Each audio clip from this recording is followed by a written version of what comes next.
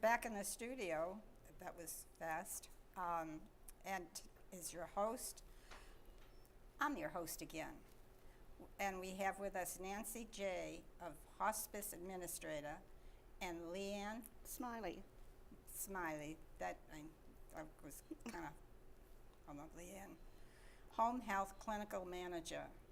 And you're here for an update. I am. We're all waited with bated Oh, breath. well, I'm delighted to be here again, Mary. And I came today to introduce the new clinical manager of our certified home health agency, who is Leanne Smiley.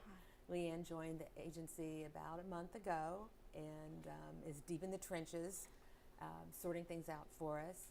I want the residents to know, however, that Jennifer Martin, who held the position, is still with the agency. She moved into a role of coding, and she's a coding expert, and so that's where her passion was. So Leanne joined us about a month ago, and I'd like Leanne to speak to the community and tell the residents a little bit about yourself. A little bit about me.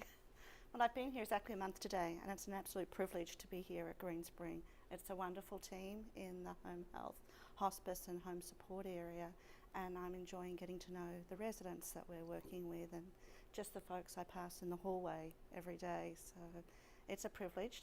I originally come from Australia, and that's where I did my initial nursing practice. I loved Australia. Yeah. I was born and bred in Sydney, but most of our family these days is in Melbourne, so when I go back I tend to go to Melbourne, and was there no more than about 2 months ago, so it was great to sort of go back and see family and catch up. You know, unfortunately I don't go as often as I would like to go. I know, that's it's a long way. Yeah. But you know, that's where I did my initial nursing training. I trained at a very large trauma hospital, so for the very first few years of my nursing career it was in the emergency room, and then I moved into community health from the emergency room. My husband and I immigrated over here for a very short time, we thought, in 1997. We brought 2 small children with us with the anticipation that we would stay maybe 2 to 3 years and go back to Australia. 18 years later we're still here, and we've raised our children, and our children are all over the world these days. We lived in Colorado for 16 years and moved out here 2 years ago. So one of our children, our oldest boy who graduated from college, is still living in Colorado. My second son is now at school in Australia. He is living close to my parents, so that's wonderful for them to have him around. Yeah. And then my youngest child, who was actually born while we were here, she is a freshman in high school, so she's a joy and a challenge at times, being a 14-year-old girl. When I came here, I initially didn't work for quite a few years as I raised my children, but when I did start working again, my focus was on rehabilitation nursing and case management, and then home health. And while I was in Colorado, I held positions on the State Advisory Board for Home Health and was part of the group that put the initial licensing rules into play. So my tenure with home health was, you know, for 10 years in Colorado, gave me a glimpse of home health at all levels of the industry, from the provider to also overseeing some of the regulatory pieces. Since we've been here, I've done a couple of different things, including case management, but it is wonderful to be back in home health, and I think it pulls you back as time goes on. No matter what you do as nurses, I think you find an area that really is where you want to be, and home health has been that area for me. It sounds like you're well-rounded.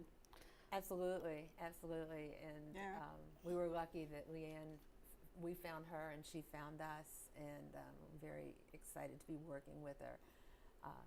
So we welcomed her with open arms to the team.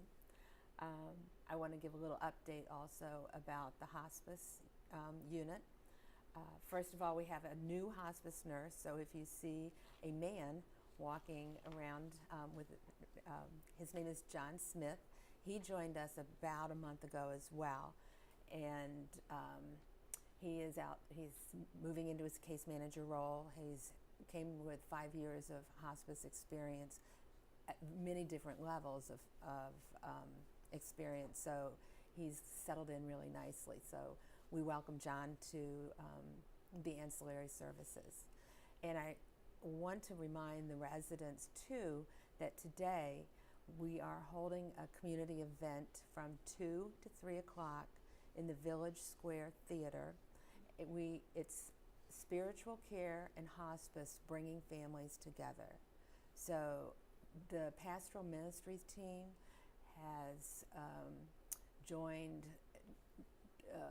collaborated with the hospice team to help residents begin those difficult conversations that residents sometimes find very challenging to have, and who better to help them, are the pastoral ministries folks as well as the hospice team. So this is not a PowerPoint presentation, it's a conversation that we're going to be having with a number of folks on the team, and we hope that residents will join us. We had our first one a month ago up in Garden Ridge, and the feedback from the community was excellent. So I hope that we are able to replicate that same experience. Today we're going to have a special guest with us on the stage, and that's Ben Cornthwaite.